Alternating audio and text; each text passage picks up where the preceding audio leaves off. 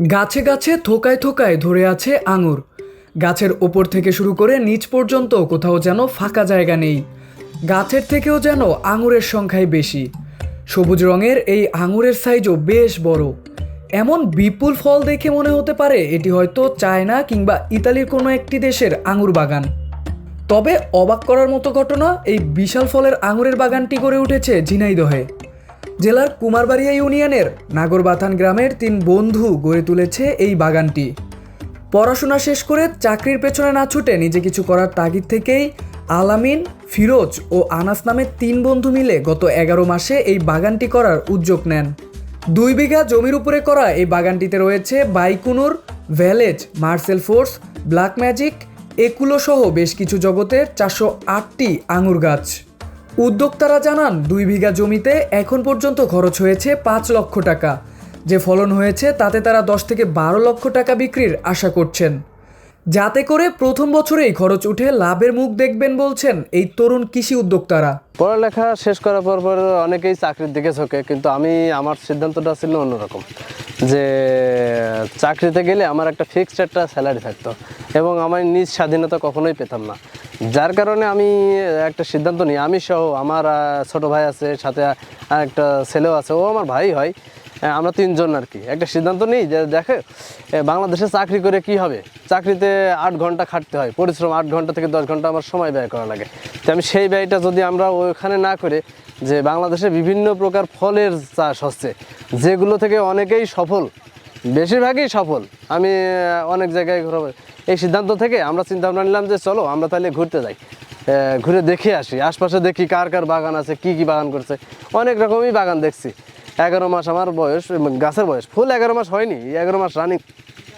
আল্লাহর রহমতে যে সুন্দর ফল আসছে, আমি এই অবস্থায় আমি অন্যান্যদের বাগানেও গেছি, যে দেখে আসছি যে আসলে ওনাদের কি অবস্থা। যাক, সেদিক থেকে আলহামদুলিল্লাহ আল্লাহর রহমতে নিজের কাছে মনে হচ্ছে যে সাকসেস, আল্লাহ আমাদের অনেক দিয়েছে আর কি। এখানে যে বাইরে যে কর্মচারী রাখা হয় এরকম কোনো পরিস্থিতি হয়নি আমাদের। আমরা যে 3 জন বাগানটা মিলে করছি, আমরা 3 জনই সবসময় পরিশ্রম করেছি। এই 3 জন এখানে বাগানে সার্বক্ষণিক দেখাশোনা, যতগুলো কাজটা সব কিছু আমরা এই 3 জন মিলে করেছি। তার কারণে হয়তো আল্লাহ এগুলো দিছে। শুধু ফল না, আমাদের কাছে চারাও আছে এই নিজ গাছ থেকে তৈরি করা।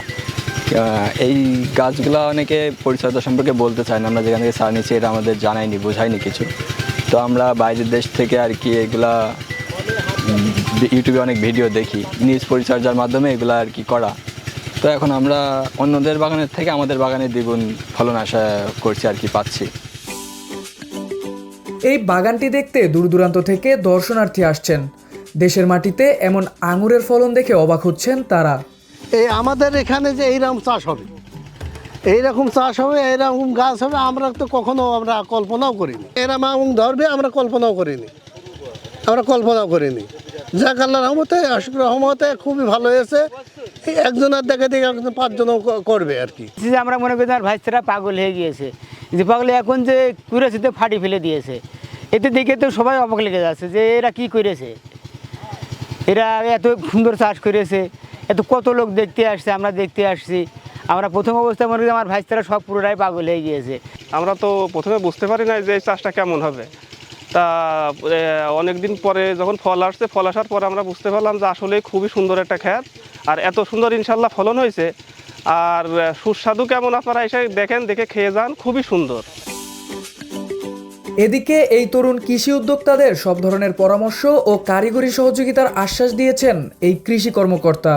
শিক্ষিত তরুণ সমাজ যদি এভাবে আমাদের কৃষিতে চলে আসে, তাহলে অবশ্যই আমাদের দেশ যে বিভিন্ন ফলের ব্যাপারে আমদানি নির্ভর, এটা আস্তে আস্তে কমে যাবে এবং বিদেশি ফল বাংলাদেশে উৎপাদিত হবে। আমরা কৃষি সম্প্রসারণ অধিদপ্তর এই সকল তরুণ উদ্যোক্তাদের পাশে সর্বদা আছি এবং তাদেরকে বিভিন্ন কারিগরি পরামর্শ দিয়ে আসছি এবং সাথে সাথে এই ধরনের নতুন যে প্রযুক্তি, এগুলো যাতে তাদের ভিতরে ছড়িয়ে পড়ে সে ব্যাপারে আমরা প্রচেষ্টা চালাচ্ছি। আমরা আশাবাদী যে অচিরেই বাংলাদেশে এরকম আরও আঙুরের বাগান গড়ে উঠবে এবং আমাদের এই তরুণ উদ্যোক্তাদের মাধ্যমে আমাদের এই ফল আমদানিতে যে বৈদেশিক মুদ্রা খরচ হয় সেটা কমে আসবে।